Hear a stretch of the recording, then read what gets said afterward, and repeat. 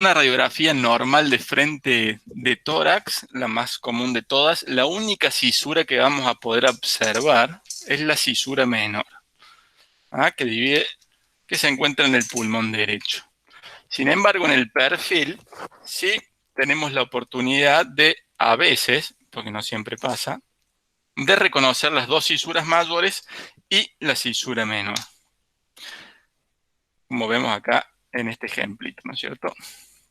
Fíjense que según el espesor de corte en una tomografía, puede pasar totalmente inadvertida la cisura. Sin embargo, siempre genera un efecto mudo, por así decirlo, ¿no? Que es este espacio como el subpleural, en donde no se reconoce ninguna estructura. Entonces, ese espacio mudo a veces, por más que no veamos la cisura, sabemos que está ahí. Obviamente, como toda parte del cuerpo, diría, siempre existen variantes anatómicas. Y la más frecuente de observar, ¿no es cierto?, es la cisura que hace de accesoria a lo que decimos que es el lóbulo de la língula. Fíjense, en la tomografía es muy fácil de reconocer y tenemos que saber que está compuesta por 4 capas.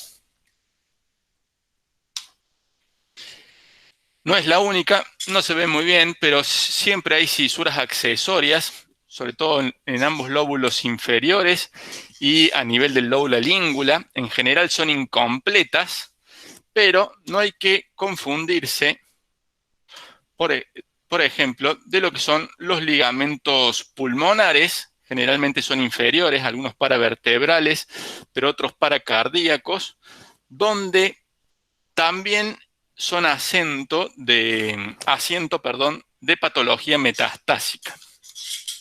Fíjense, por ejemplo, cuando hay un gran neumotórax, a veces los podemos reconocer, a nivel paramediastínico visceral, y si bien acá hacia arriba no vemos, pero arriba está el corazón, bien paracardíaco, son los que se llaman ligamentos pulmonares y que los sostienen. Y que son justamente anclajes que tiene el pulmón. Por lo tanto, es muy raro que exista la torsión del pulmón, salvo en procesos quirúrgicos. Sobre todo cuando hay lobectomía, intervenciones que se terminan cortando estos ligamentos, es cuando aparecen las torsiones de segmentos pulmonares o lóbulos pulmonares. Casi siempre posquirúrgicos. Acá vemos una placa que rápidamente lo primero que les tiene que llamar la atención es que existe un nivel hidroaéreo. Y si nos ponemos a ver toda esta estructura, encontramos acá a todo el pulmón derecho hecho un muñoncito. Y fíjense que lo más importante para describir un neumotórax es que toda esta zona de pulmón, que debería ser zona de pulmón, está totalmente ausente la trama broncovascular. Porque a veces podemos ver, muchas veces, pliegues cutáneos que van a simular un neumotórax. Generalmente el pliegue cutáneo, cuando es grande, habitualmente es por un pliegue en la espalda, entre la escápula y la pared torácica y el chasis en los pacientes de UTI. También van a tener una zona muda alrededor de la cisura, pero más distal van a ver recuperada la trama broncovascular. Más allá de que casi siempre el último centímetro de superficie pulmonar, casi nunca van a ver estructuras broncovasculares. Pero bueno, es una forma de tener cuidado, sobre todo en los pacientes de terapia, que uno le pone el chasis en la espalda. Si son muy grandotes, pueden hacer pliegues cutáneos y generalmente acá paraescapulares y simular un neumotórax. Fíjense mucho más sutil. Vemos el despegamiento pleural y, como les decía, lo más importante es que fíjense qué muda que es esta zona, que no tiene trama broncovascular, en un neumotórax leve. Si bien antes la indicación era hacerle cuando había sospecha de neumotórax, la placa de tórax en inspiración y expiración. Hoy sabemos que ante cualquier duda, la mayoría tenemos a disposición un tomógrafo para asegurar que existe el enfisema, que existe, perdón, el neumotórax. En este caso, en un paciente que, fíjense, cómo tiene bullas subpleurales, típico de enfisema, tiene muchos nódulos centrilobulares de bronquiolitis respiratoria asociada al tabaco, que no hay que confundirlos con los BLEPS, que son imágenes quísticas subpleurales congénitas, generalmente en los vértices, pero que también son minúsculas, de escasos milímetros, pero en general suelen tener una parecita más definida que el enfisema paraseptal. Bueno, otro caso. Oh, se escuchó el doctor Sigman. Acá tenemos un neumotórax secundario a una metástasis por un sarcoma. Recuerden siempre que una forma de debutar, una clásica pregunta en radiología, es que en los chicos que tienen un neumotórax espontáneo, una de las causas descriptas es la metástasis del osteosarcoma en particular. ¿Por qué? Y porque las metástasis por sarcomas crecen muy rápido, tienen una velocidad de crecimiento muy rápido y muy destructivas, llegan a la superficie pleural y aparece el neumotórax. Fíjense también, el neumotórax puede ser secundario, obviamente, a un traumatismo con fractura costal, sin necesidad de que esto estuviese abierto a la superficie, ¿no es cierto? Es por el mismo daño de algún pequeño bronquiolo distal y se abre hacia la superficie pleural. Una de las complicaciones que menos nos gusta tener cuando punzamos un pulmón, obviamente, es el neumotórax y es una complicación bastante frecuente que en general la podemos tratar nosotros durante el procedimiento. Bueno, un poquito, ahora vamos a pasar a ver un poco el derrame pleural. Fíjense la placa, siempre la típica línea de concavidad superior. En el perfil es importante notar la ausencia o el signo de la silueta con el hemidiafragma. En este caso, ¿con cuál de los dos hemidiafragma? Y con el cardíaco, porque el otro se ve completo, ¿no es cierto? Existe lo que se llama el derrame pleural subpulmonar, que en realidad está mal dicho porque es un derrame pleural que no se alcanzaba a visualizar adecuadamente en las radiografías. Por eso después le hacían el decúbito. Generalmente quedaba por detrás de la cúpula de lo que se interpretaba como la cúpula del hígado, del diafragma con el hígado ascendido. Entonces cuando lo ponían de lateral en un decúbito lateral, se dejaba ver y le ponían el nombre de derrame pleural subpulmonar. Obviamente hoy con una tomografía prácticamente no hace falta hacer nada de esto. ¿Cuándo podemos encontrar también derrame pleural en patologías sistémicas? Bueno, esto no quiero... En las insuficiencias renales crónicas, obviamente en la carcinomatosis peritoneal, en las pancreatitis, en los síndromes nefróticos y, por supuesto, en la insuficiencia cardíaca. En general, cuando uno tiene sospecha de un derrame pulmonar no cardiogénico o no nefrogénico, o sea, las dos causas que uno tiene un antecedente clínico importante de patología cardíaca o de insuficiencia renal y diálisis, estudiar un derrame pleural se hace en esos casos sin la necesidad del contraste endovenoso. Para todos los demás casos, es muy importante y es recomendable hacer el estudio con contraste endovenoso. Salvo, vamos a ver algunos casitos como unas placas pleurales calcificadas, en esos casos no haría falta. Pero si no, cuando uno tiene una patología, un derrame pleural sin saber la causa, siempre háganle, la recomendación es hacer contraste endovenoso. Lo principal, para buscar metástasis. Segundo, para buscar inflamación pleural, pleuritis. Y segundo, como complicación de infecciones, por ejemplo, en el empiema, en donde vamos a reconocer una gran reacción pleural inflamatoria con el signo de lo que se llama la pleura dividida, en que vemos un realce de los dos lados. Antes, esto estaba muy de moda, medirle la densidad al líquido del derrame. Sin embargo, no es muy fidedigno hacerlo. Obviamente, si tenemos una densidad negativa, y fíjense cómo está flotando esto, tiene un verdadero nivel líquido, con un líquido superior graso. Bueno, sí podemos pensar en quilotórax, traumatismo, por ejemplo. Por acá, paravertebral, viaja un conducto linfático muy importante, que es el conducto torácico. En general, generalmente está del lado izquierdo, ¿no?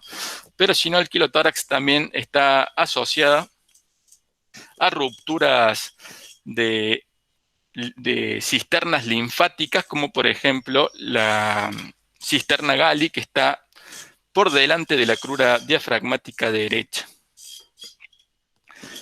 Los derrames serosos, o sea, para pensar que esto es un trasudado, generalmente tienen una densidad líquida entre menos 10 y más 15 unidades Hanfield, que es lo que habitualmente vemos. Y cuando creemos que hay como mayor contenido de proteínas, porque es un exudado, empieza a subir la densidad de este líquido hasta valores de aproximadamente 50 unidades Hanfield, y entonces uno pensaría que está enfrente de un exudado. Pero si sube mucho más y ya uno espontáneamente ve que hay componente hiperdenso dentro de ese líquido y generalmente está dividido sin hacer un nivel, como vimos en este primer caso, hay que pensar que acá hay un componente hemático organizado, o sea, un verdadero coágulo en un hemotórax. Bueno, eso para que más o menos vean lo que les había dicho. Insuficiencia cardíaca, generalmente el derrame no siempre tiene que ser simétrico y bilateral. Ojo con eso, ¿no es cierto? Porque por ahí un paciente recibió en algún momento algún tratamiento del derrame pleural, lo punzaron, quedó algún tabique, alguna brida, y junta mucho más líquido de un lado que del otro lado. Este es también, para que sepan, una pregunta típica de examen. El tumor fantasma que le decían. Realmente esto parece realmente agresivo, y en el perfil se le describía como en morfología del plato volador, y uno pensaba que era el líquido loculado en la cisura menor, se le daban diuréticos, mejoraba y hacía el diagnóstico de tumor evanescente, típico del derrame loculado en la cisura menor. Acá, por ejemplo, lo que queríamos mostrar es que los tumores broncogénicos o los tumores de pulmón podían avanzar hasta la pleura. Incluso, fíjense, si uno pensara cuál es el epicentro de la lesión, sería muy difícil realmente a veces decir si comenzó esta lesión en la pleura o si es pulmonar. Si bien esta gran masa invadió la pared torácica, la sobrepasó hasta los planos musculares, tejido celular subcutáneo, y llegó hasta el ilio. En este caso fue un tumor de origen pulmonar. Bueno, como les había dicho, la pancreatitis, el líquido, siempre hay comunicaciones. No son compartimientos totalmente aislados los compartimentos retroperitoneales, peritoneales y pleurales. Si ustedes están acostumbrados a ver pancreatitis severa y a veces dicen, ¿por dónde? ¿Cómo puede ser que este líquido haya llegado al retroperitoneo, esté en la cavidad de los epiplones y también haya llegado hasta la pleura? Bueno, hay muchas fenestraciones en la pleura y en el peritoneo que comunican a las dos cavidades, así que no es algo inusual que un proceso peritoneal, retroperitoneal o pleural pueda tener una extensión hacia estos otros compartimientos, entre comillas, virtuales, ¿no? Porque generalmente tienen que estar vacíos. Si bien poseen una pequeña cantidad de líquido, no están generando un tercer espacio. Fracturas costales, bueno, obviamente pueden llegar a generar un hemotórax o un derrame pleural acompañante. El TEP. El TEP secundariamente puede venir acompañado de derrame pleural, pero no es por el infarto pulmonar, ni por una alteración en el drenaje linfático o venoso por el tromboembolismo pulmonar, sino generalmente por la sobrecarga que hace el ventrículo derecho y la insuficiencia cardíaca que acompaña. Y por supuesto, un derrame pleural, como les decía, cuando no sabemos el origen, hay que buscar, lo que más tememos es que sea la diseminación de un proceso neoproliferativo. En este caso, el primario lo vemos a simple vista, pero el contraste nos ayuda muchas veces, casi siempre diría, a reconocer engrosamientos nodulares captantes de contraste tanto en la pleura parietal como en las pleuras viscerales. Y si no, porque si no, a veces hay que pasar al PET y no es un estudio generalmente accesible para todos. Bueno, como les había contado, lo del empiema siempre tiene la característica esta de ser tabicado generalmente y tener el signo de la pleura dividida, que es este realce doble de las dos hojas pleurales, justamente es como si fuera una peritonitis, por la inflamación que tiene la serosa. Obviamente que es muy fácil cuando vemos burbujas de aire en su interior y no solamente el engrosamiento pleural en un paciente que no ha sido instrumentado, obviamente. Los abscesos pulmonares pueden complicarse, o una neumonía necrotizante puede complicarse con un empiema y generar lo que se conoce como una fístula broncopleural, que puede quedar incluso persistente, algo que se veía mucho antes con la tuberculosis. Y los empiemas a veces pueden ser tan agresivos que se denominan empiema necesitans, que son aquellos empiemas muy agresivos que se comportan como un tumor y avanzan por la pared torácica destruyendo cartílago, hueso, plano muscular e incluso la grasa hasta fistulizarse. ¿Cuáles son los dos gérmenes típicos que hacen esto? Bueno, está muy descrito en la tuberculosis, pero no se olviden en los pacientes inmunodeprimidos de la actinomicosis, que también siempre... Este año no sé si lo vamos a hacer, pero estaban los interneumos y siempre había alguien que se animaba a presentar uno de estos derrames pleurales. Vamos a ver un poquito ahora de los engrosamientos pleurales. Lo más común es que veamos la placa pleural calcificada, muy relacionada con la exposición al asbesto. Es decir, si no conocen, es la fibra de amianto que por la morfología que tiene la fibra se deposita, viaja hasta distal en el pulmón porque es muy chiquita y tiene una morfología como en formita de flecha, alcanza a los bronquioles distales y el sistema retículo endotelial, o sea, los macrófagos del pulmón, como tiene esta forma tan rara, no hacen una adecuada fagocitación y quedan irritando a nivel local. Por eso, cuando estudian asbestosis, que es una de las neumoconiosis, no tiene el comportamiento granulomatoso que tienen las otras neumoconiosis por partículas extrañas, o como por ejemplo la silicosis, que tiene la capacidad también de llegar hasta distal, pero el sistema retículo endotelial lo absorbe y empieza la limpieza linfática a través de las vénulas o peribroncovasculares hasta llegar al mediastino, donde están los ganglios mediastinales, que generalmente son los que quedan con secuelas calcificadas por estas partículas. En cambio, en el asbestos, el sistema reticular endotelial no tiene esa capacidad y quedan generando irritación y por lo tanto aparece ahí la famosa placa pleural, que a veces se calcifica y a veces no, y que antes siempre se la describía que tenía morfología en moneda o morfología numular, que le dicen. Eso quería decir que era bien, que uno podía delimitarla bien.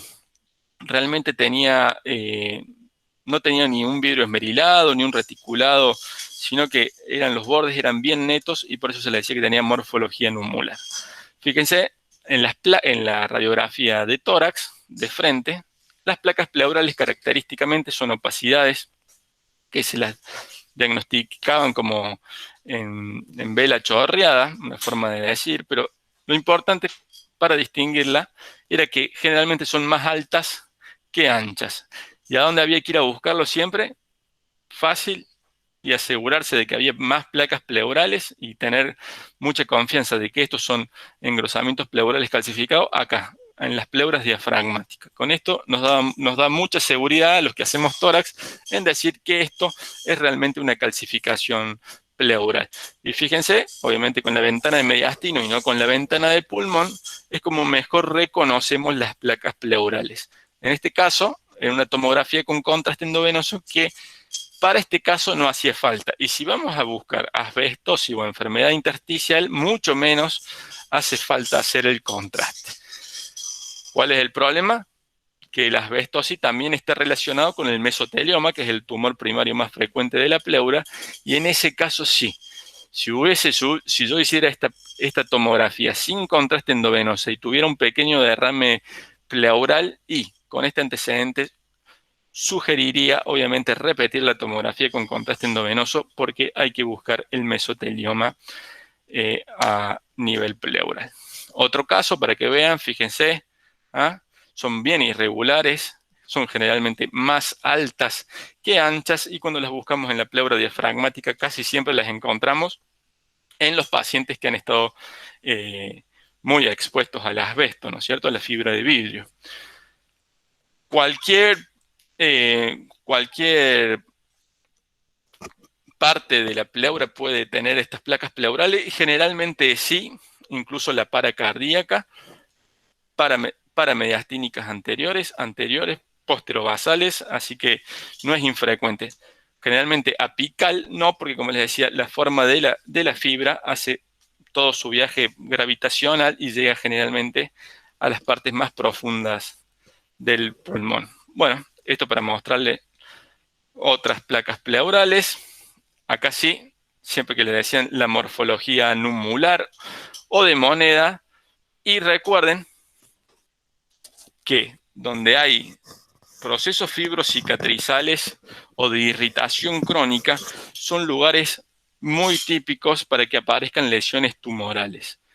Pero ojo, porque estas placas pleurales pueden hacer de ancla para parte del pulmón que genera una telectasia y que tiene esta morfología pseudotumoral o llamada atelectasia redonda. Pero casi siempre tiene que haber algo subyacente en la pleura que haga de ancla para que se dé esta cualidad.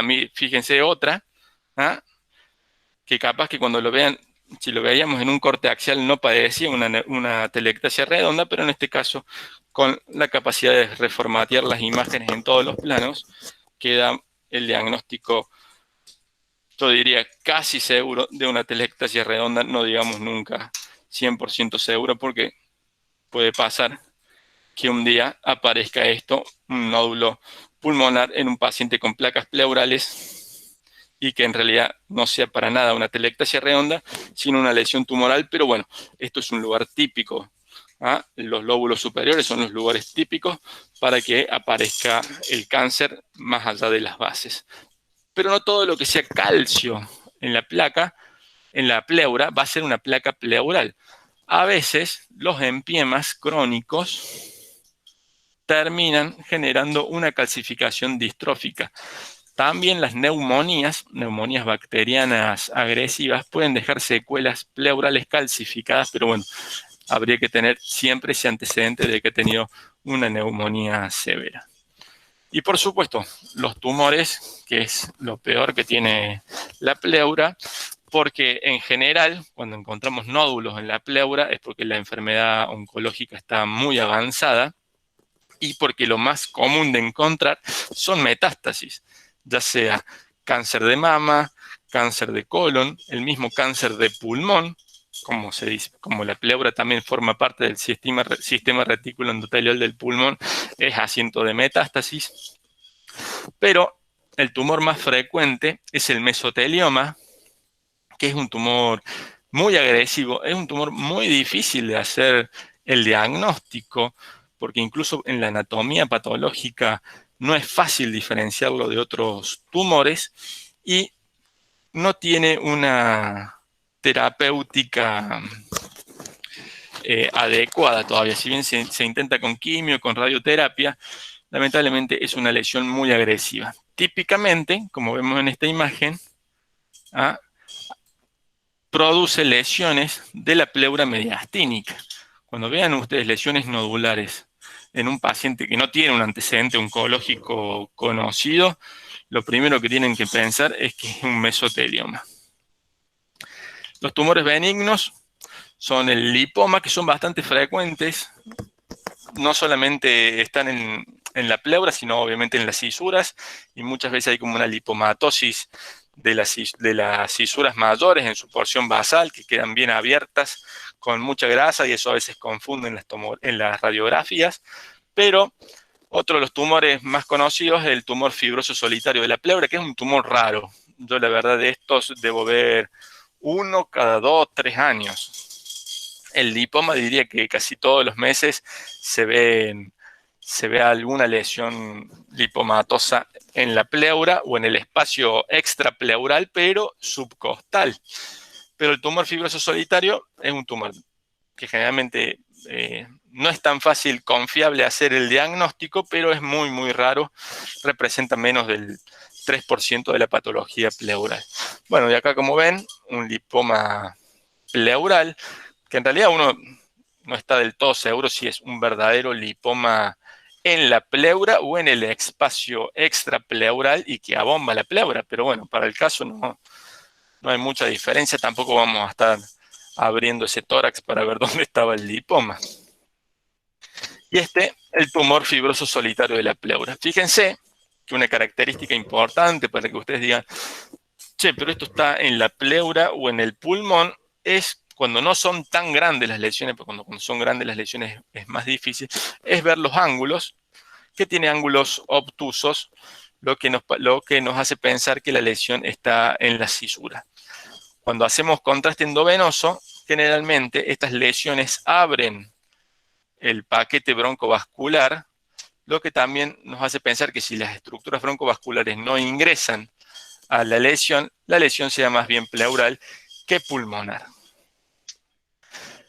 Muy raro son los liposarcomas primarios del tórax. Fíjense cómo tenía áreas con densidad neta grasa, algunos tabiques, pero un área de partes blandas. Y cuando le hicieron esta resonancia, este T1, una parte tiene señal netamente grasa, pero otra parte tiene una señal más parecida al músculo de partes blandas, sería la parte más indiferenciada del liposarcoma.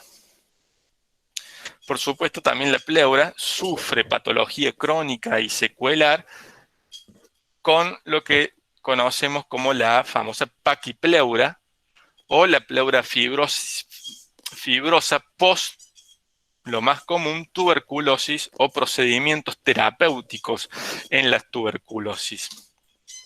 Fíjense cómo este paciente prácticamente perdió el pulmón. Si bien hay que saber que hay pocas cosas que son muy destructivas del parénquima pulmonar. Una, por ejemplo, es la silicosis. Realmente hace mucha destrucción del parénquima con fibrosis tipo masa. Otra es la fibrosis pulmonar idiopática, todos los quistes que van reemplazando al pulmón. Dentro de las enfermedades intersticiales, la otra es la sarcoidosis en su último estadio, pero dentro de las infecciosas, la tuberculosis, cuando no se agarra a tiempo y ha dejado muchas secuelas, es realmente una enfermedad devastadora para el parénquima pulmonar. Fíjense este caso, que no sé qué tratamiento habrá realizado, pero prácticamente perdió todo el pulmón, quedando las pleuras calcificadas y en señal de la cronicidad de este proceso, vemos cómo hay una hipertrofia del tejido graso subcostal, que eso nos habla de que realmente el proceso ha sido muy crónico. Y como les decía, entre el lipoma y la grasa subpleural, a veces pacientes muy obesos o que tienen algunas dislipemias tienen un mayor contenido de grasa extrapleural, que bueno, eso no quiere decir absolutamente nada. Incluso a veces, no puse ninguna imagen, pero a nivel intercostal pueden ver algunos engrosamientos de partes blandas, que son músculos intercostales hipertrofiados, que pueden simular una placa pleural. Bueno, y como les decía, del mesotelioma es un tumor que en general encoge el hemitórax en donde está comprometiendo. Puede aparecer con su primer signo, que es el derrame pleural, y realmente no encontrar, a pesar de hacer una buena tomografía con contraste endovenosa, la lesión, y que después ese derrame pleural empieza, eh, uno puede hacer un drenaje, una citología del líquido centrifugado y seguir sin encontrar nada, pero hay que estar muy atento y seguir con una gran vigilancia de ese derrame pleural, porque el mesotelioma puede característicamente aparecer solamente con derrame pleural y tardar en aparecer la lesión, el engrosamiento nodular, y cuando aparece ya es muy extenso y comprometiendo muchas partes de la pleura, obviamente siendo algo ya inoperable y teniendo que ir a un tratamiento sistémico que, como les contaba, son muy poco efectivos. Otro paciente con mesotelioma, fíjense cómo achica el volumen pulmonar y este hemitórax, y fíjense cómo característicamente tiene compromiso de la pleura mediastínica por sobre todo. ¿Quién más compromete mucho la pleura mediastínica? Bueno, el cáncer de pulmón. Así que por eso les digo, muchas veces es muy difícil saber si es un verdadero mesotelioma o si es un cáncer de pulmón. Incluso creo que con el cáncer de células claras, en pacientes que tienen cáncer de riñón, es muy difícil hacer el diagnóstico diferencial por anatomía patológica y con marcadores, etcétera, etcétera. Y como les decía, derrame pleural en un paciente que no tiene antecedente de cardiopatía, que no tiene antecedente de estar en diálisis, háganle una tomografía con contraste, porque lo que tenemos que buscar son estos engrosamientos nodulares que nos hacen sospechar de que quizás el paciente esté frente a un tumor primario de la pleura. Y bueno, pero lo más frecuente es en los pacientes que ya tienen una enfermedad conocida oncológica, como el cáncer de pulmón, el cáncer de mama o el linfoma, que hagan muchísimos implantes pleurales o que incluso sean tan grandes que alcancen la superficie pleural y generen un compromiso directo de la pleura. Fíjense, cáncer de mama, quizá que sin el contraste esto podría pasar, bueno, debe ser la cúpula diafragmática, pero cuando le hacen el contraste endovenoso vemos que tienen un verdadero realce. Por eso les contaba, siempre más vale hacerle con contraste, y si nos quedan dudas de si hubo un verdadero realce o no, la recitamos a la paciente y le hacemos los cortes sin contraste, que al revés, porque se nos puede pasar desapercibido esto. En cambio, de la otra forma, por lo menos ya nos llamó la atención. El ejemplo que habíamos visto primero, ¿no? Un gran cáncer de mama y después pequeños engrosamientos nodulares típicos de compromiso de linfangitis carcinomatosa con compromiso pleural. Ahí está el doctor Sigmund. Esta es una clase, me olvidé de contarles eso, ¿no? Esta es una clase que le puse algunas imágenes nuevas, pero es una clase de Pablo Sigmund, que fue mi profesor y el que me introdujo en la patología del tórax, y de ahí que me empezó a gustar. La verdad, un grandísimo profesor. Y este paciente con linfoma de Hodgkin, fíjense lo que es la masa mediastínica. ¿Ah? Realmente uno no puede decir si es una masa prevascular o una masa prevascular y visceral, pero que crece generando desplazamiento de todas las organelas del mediastino, pero sin comprometerlo. Eso es como bastante típico de los linfomas.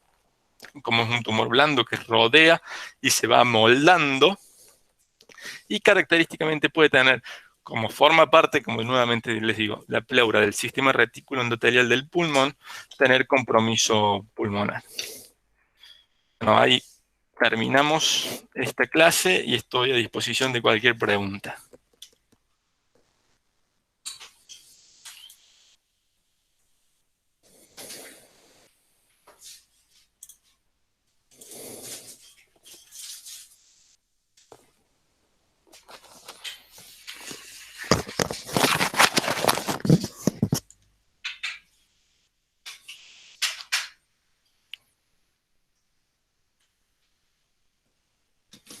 Bueno, por lo menos se les hice corta la clase, no tan larga.